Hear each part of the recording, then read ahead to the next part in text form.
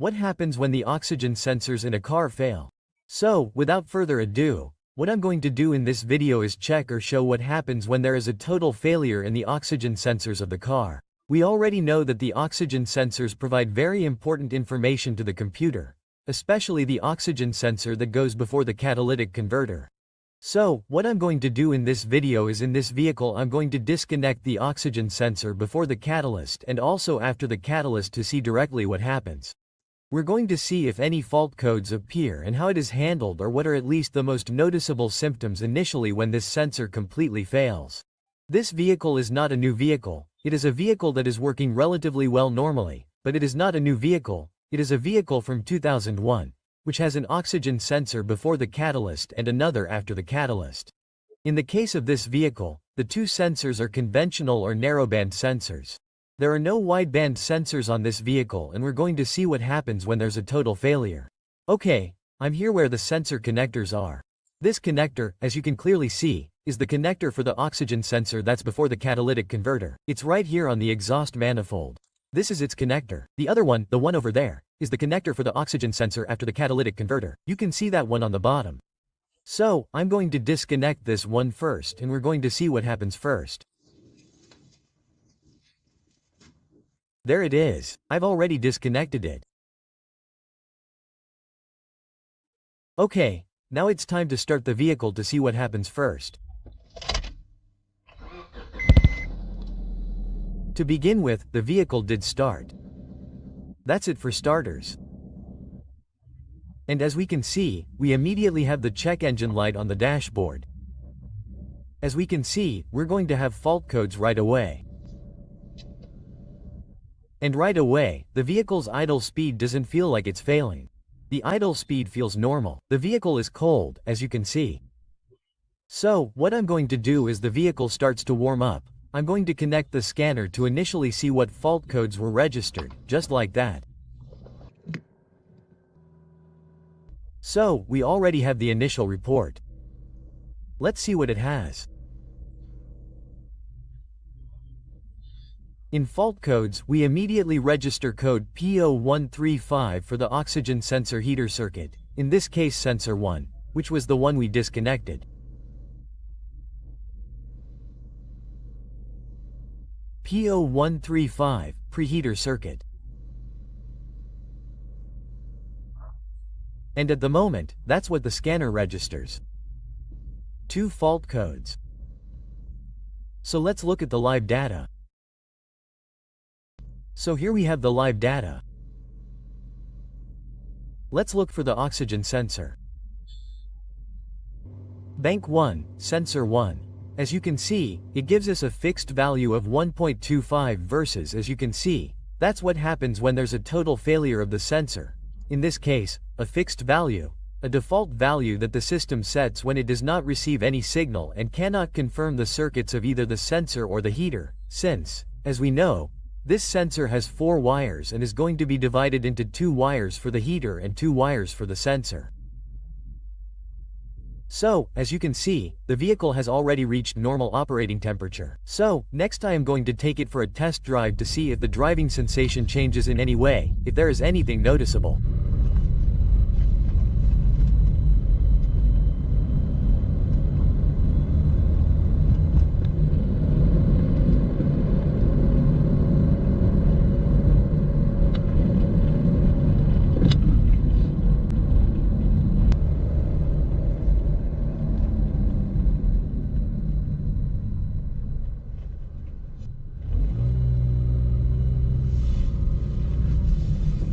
No. Well, after a test drive of just under half an hour, let's see what happened.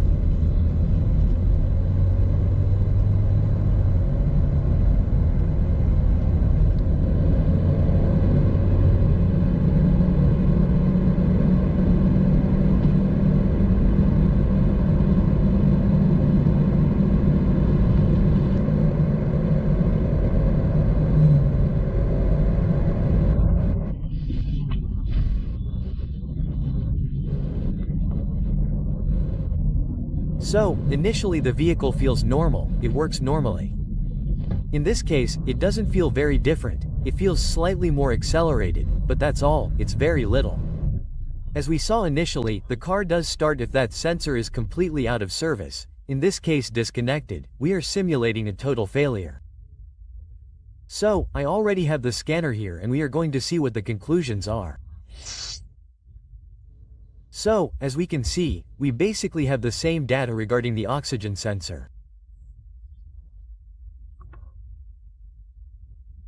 It is at the fixed value, a default value of 1.27 V, and as we can see in the system status, we have an open circuit, which means that the vehicle never enters a closed circuit or closed loop because there is no information from the sensor.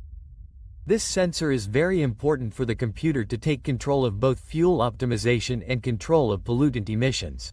And in the absence of sensor information, as we can see, the vehicle remains in startup mode or open loop and never reaches closed loop mode, even though the vehicle has already reached normal operating temperature.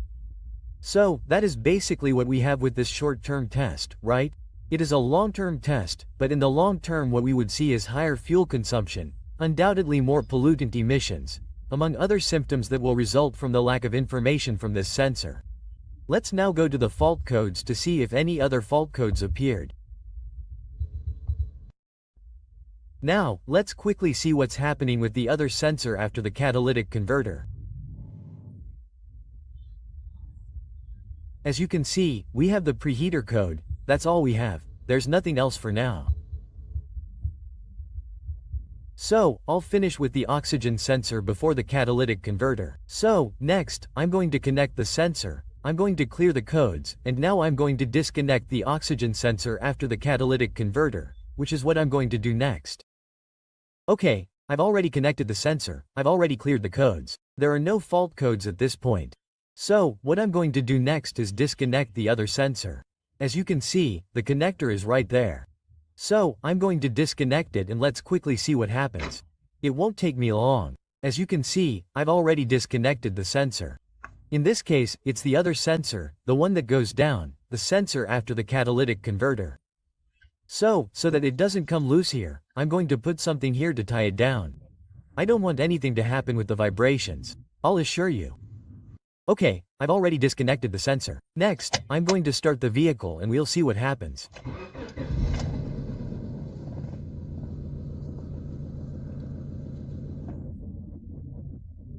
So, in the meantime, as you can see, the check engine light comes on again immediately, just like with the other one.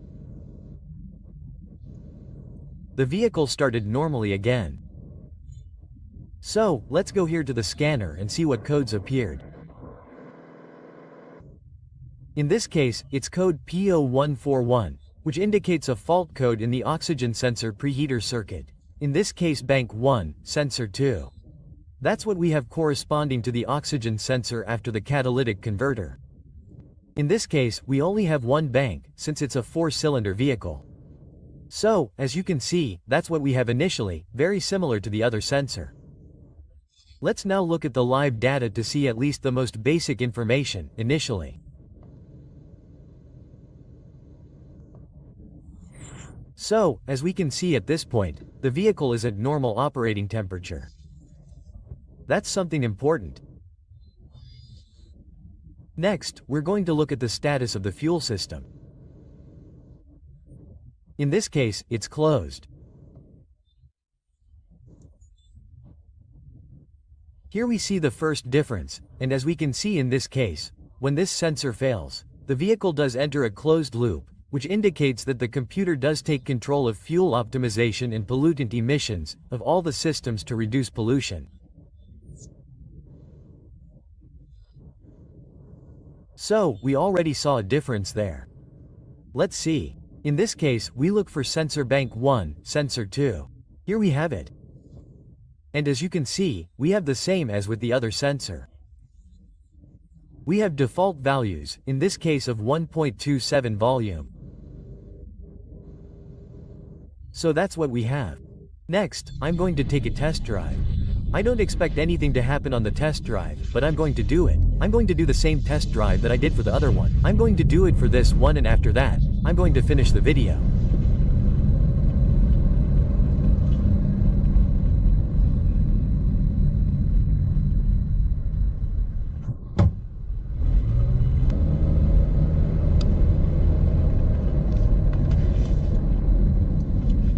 Well, the test drive is over. There were practically nothing new. The car drives completely normally. The only difference is disconnecting this sensor, unlike the other one. In this case, the vehicle feels completely normal. It doesn't even feel a little accelerated like with the other sensor. So in the test drive, well, no, there were practically no symptoms. As we can see, the system status is still in closed loop, nothing changed. And regarding the oxygen sensor parameter after the catalyst, it continues with fixed default values of 1.27 V. So, at this point I'm going to finish testing. We've already seen what we had to see. This is what happens when the oxygen sensors fail completely, before and after the catalyst. So, that's all for now. Thanks for watching the video. Don't forget to like the video if you liked it or found it useful. That helps me a lot. And I also invite you to visit the channel, since I have more videos related to the oxygen sensor and the rest of the vehicle's sensors. There's quite a bit of material. And that's all for now. Thank you very much and see you next time.